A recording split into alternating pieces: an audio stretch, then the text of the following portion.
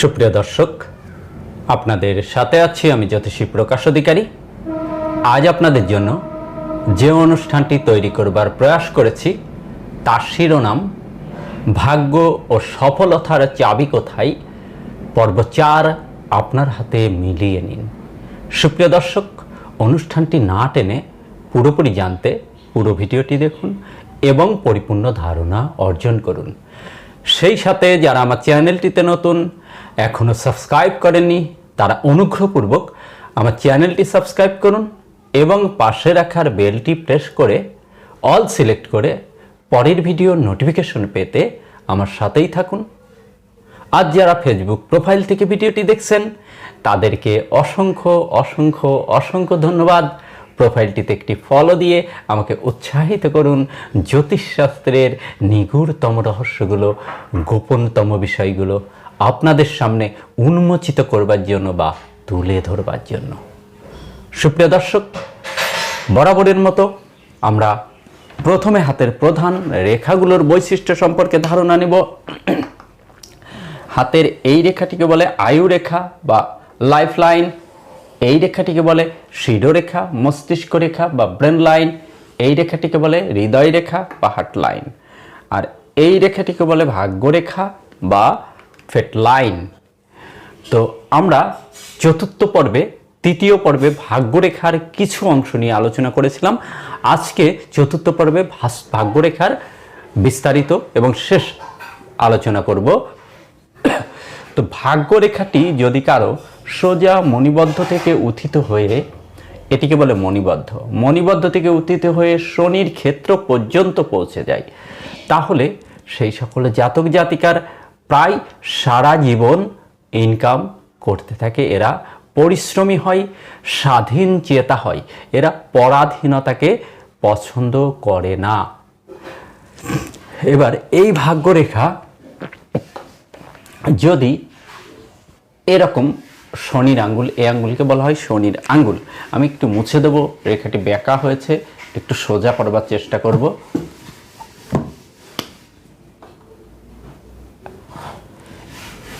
এই শনির আঙ্গুলের তৃতীয় পর্ব, এটি প্রথম পর্ব, দ্বিতীয় পর্ব এবং তৃতীয় পর্ব।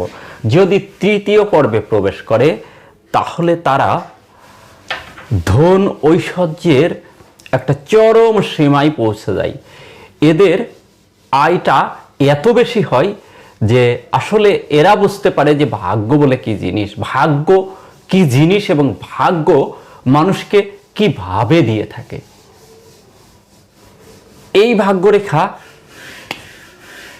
ভাগ্যরেখা কিন্তু খুব রেয়ার, খুবই রেয়ার। মানে আমি আমার পুরো কর্মদশায় হয়তো কয়েকটা হাতে পেয়েছি, এরকম খুব বেশি এটি পাওয়া যায় না। তো এর সঙ্গে সঙ্গে এইরকম একটি ভাগ্যরেখা প্রথম পর্বে চলে গেছে, তৃতীয় পর্বে চলে গেছে শনির, আরও একটি ভাগ্যরেখা উত্থিত হয়ে এই দ্বিতীয় পর্বে চলে গেছে। তাহলে সেই জাতক জাতিকারা কিন্তু মানে এদের ভাগ্যটা এত মজবুত বা এত সুদৃঢ় হয় যে কথিত আছে, একটি আছে প্রবাদ আমাদের সমাজে চালু আছে যে সোনা ছাই ধরলে সোনা হয়। এই সকল জাতক জাতিকার ভাগ্য তাদেরকে এমনই দেয় যে ছাই ধরলে সোনা হয়, অর্থাৎ এরা যেখানে যাবে, যা করবে সেই বিষয়েই সফলতা সফলতা আর সফলতা পেয়ে যায়। এটি খুবই ব্যাপকতর একটি শুভ ভাগ্যরেখা হিসেবে ধরা হয় বা গণ্য করা হয়। দেখুন, এরকম ভাগ্যরেখা বিভিন্ন দিকে কিন্তু গমন করে, ভাগ্যরেখা বিভিন্ন দিকে গমন করে। একটি একটি করে দেখাবো, তাহলে সুবিধা হবে। যদি কারো ভাগ্যরেখা বুধের দিকে যায়, সরাসরি ভাগ্যরেখা বুধের দিকে যায়, এরা প্রচণ্ড চৌকুশ, মেধাবী, হিসাবী এবং নিজের বুদ্ধি খাটিয়ে, বিশেষ করে এরা ব্যবসায়ী বেশি সফলতা আনতে পারে ব্যবসার মাধ্যমে। নিজের বুদ্ধিকে খাটিয়ে এরা জীবনে প্রচুর আয় উন্নতি করে এবং সুখী সমৃদ্ধশালী জীবন এরা পেয়ে যায়। যদি ভাগ্যরেখা রবির ক্ষেত্রে যায় তাহলে সম্মান, যশ, খ্যাতি, অর্থ, প্রতিপত্তি, শ্রেষ্ঠত্ব, নেতৃত্ব, প্রভুত্বকামী হয় এরা, এবং এরা এদের জীবনে সেই বিষয়টি পেয়েও থাকে অনায়াসে। ভাগ্যরেখা শনির ক্ষেত্রে গেলে কি হয় আমরা সেটা দেখেছি। এবার আমরা দেখব ভাগ্যরেখা যদি বৃহস্পতির ক্ষেত্রে যাই, তাহলে এরা প্রচুর ন্যায় বিচারক হয়। এরা অন্যায়ের কাছে কখনো আপোষ করে না। ন্যায়ের জন্য নিজের স্বজনদের বিরুদ্ধে যেতেও এরা কুণ্ঠিত হয় না। এরা ধার্মিক এবং সততার একটি চরম দৃষ্টান্ত এরা রেখে যায়, এবং সৎভাবে জীবনে সৌভাগ্য এবং প্রতিষ্ঠার চূড়ায় ওঠে। ভাগ্য তাদের সেটি দিয়ে থাকে।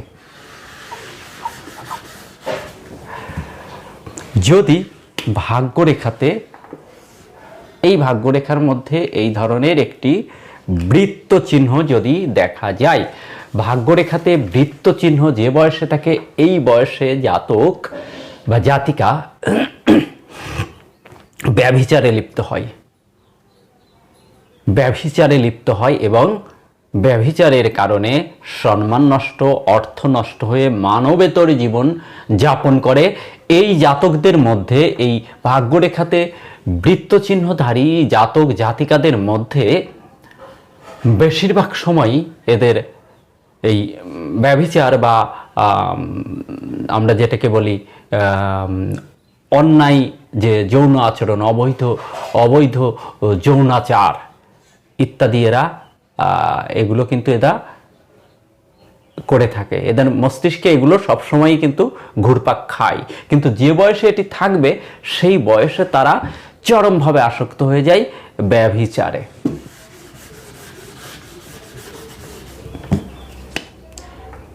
দেখুন, আগের পর্বে, তৃতীয় পর্বে আমরা এই ধরনের একটি ভাগ্যরেখা এঁকেছিলাম। ভাগ্যরেখায় এই ধরনের একটি ভাগ্যরেখা কিন্তু এঁকেছিলাম, যেটি থাকলে জাতক জাতিকাদের শেষ বয়স ধনধান্যপূর্ণ হয়। কিন্তু আজকে এখন যে ভাগ্যরেখাটি আঁকবো, সেই ভাগ্যরেখাটি কিন্তু একটু সতর্কতার সহিত বিচার করবেন যে ভাগ্যরেখাটি আসলে কোনটি। যদি এরকম ক্ষুদ্র ক্ষুদ্র রেখার সাহায্যে একেবারে সেই ইসের মতো ময়ূর পুচ্ছের ন্যায় একটি অবস্থান বা ঝাঁটার ন্যায়, ঝাঁটা যেটা দিয়ে ঝাড়ু দেয়, ঝাঁটার ন্যায় যদি ভাগ্যরেখা হয়, তাহলে এই জাতকদের প্রথম জীবনটা ধনধান্যপূর্ণ, সুখ সমৃদ্ধি, আরাম আয়েশ, অর্থের প্রাচুর্যে কাটে। কিন্তু শেষ বয়সটা বিষম কষ্টে কাটে, এমনকি তারা শেষ বয়সে কারাবরণ পর্যন্ত করে থাকে। দেখবেন আমাদের সমাজে বহু এরকম দেখা যায়। আমি কিন্তু এই রেখাটি অনেকগুলো পেয়েছি, আমার কর্মদশায় অনেকগুলো মানুষের হাতে এটি পেয়েছি। শেষ বয়সে তারা কিন্তু হাজতবাস, কারাবাস কিন্তু করেছে। এটি কিন্তু শুধু জ্যোতিষ যে গ্রন্থাদি পড়াশোনাই না, এটি প্র্যাকটিক্যালেও আমি প্রমাণিত, এবং অনেকগুলো এটি কিন্তু বেশ খারাপ সংকেত হিসেবে বিবেচিত হয়।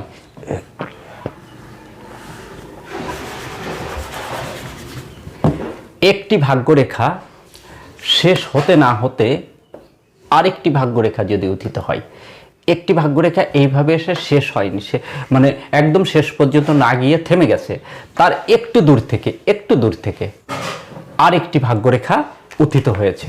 তা এই রকম আরেকটু দূর থেকে যখন আরেকটি ভাগ্যরেখা উত্থিত হয়, তখন এই বয়সটাই জাতকের কর্মের পরিবর্তন, অন্য কোনো কর্মে জাতক পদার্পণ করে এবং সেই কর্মের সাহায্যে জীবনে ব্যাপক আয়। এই ভাগ্যরেখার থেকে এই ভাগ্যরেখাটি বেশি ফলপ্রদ হয় এবং দুর্দান্ত সফলতা আনে।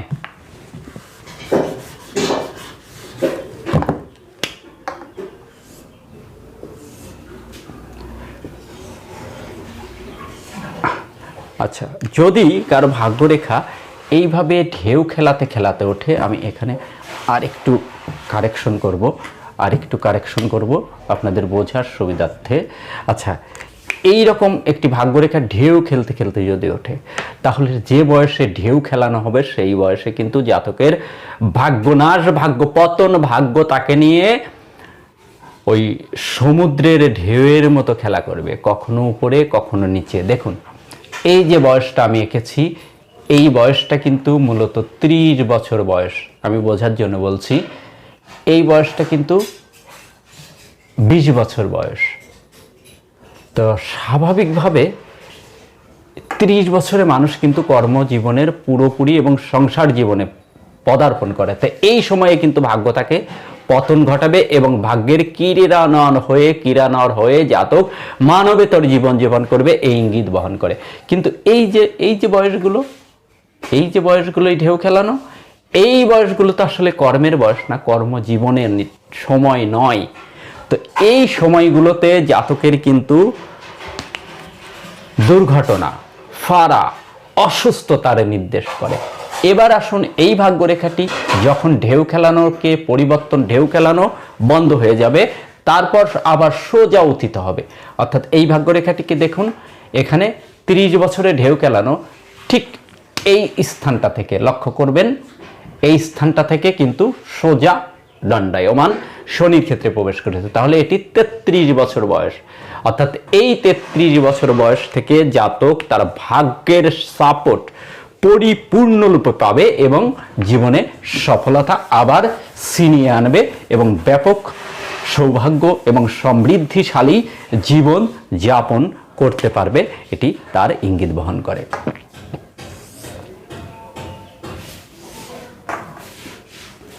যদি ভাগ্যরেখা শুক্রের মধ্যে থেকে উত্থিত হয়, শুক্রের মধ্যে থেকে, আমরা আগে দেখেছি আয়ুরেখা থেকে উত্থিত হলে কি হয়। এই যে এটি মুছে যদি দিই, তাহলে এটি কিন্তু আয়ুরেখা থেকে উত্থিত হয়েছে। এটি আমরা আগে দেখেছি, আয়ুরেখা থেকে উত্থিত হলে তারা নিজের প্রচেষ্টায় উন্নতি করে। কিন্তু এটি যদি শুক্রের ভিতর, এই অংশটুকু শুক্রের মধ্য থেকে উত্থিত হয়, তাহলে এটি কি বোঝায়? এরা প্রেমময় জীবন অতিবাহিত করে। প্রেমময় জীবনে প্রেম, প্রীতি, ভালোবাসায় ভরপুর থাকে এবং সমৃদ্ধশালী লাইফ লিড করে এবং অর্থের জোয়ারে ভাসে। এবার আমরা আরেকটি রেখা দেখব, সেটি এই আয়ুরেখা সাপোর্টিং রেখায় আমরা এটিও দেখব।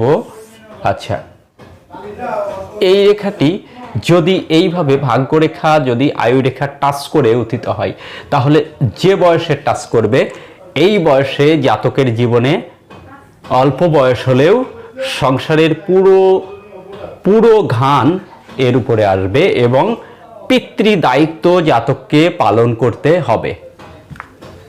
এবার এই ভাগ্যরেখা যদি এইভাবে, এই যে আমরা রেখেছি মণিবদ্ধ, এই মণিবদ্ধের ভিতর থেকে ওঠে, তাহলে এটি অত্যন্ত খারাপ ফল প্রদান করে। এটি অবশ্যই শুভ ফল দেয় না। সুপ্রিয় দর্শক।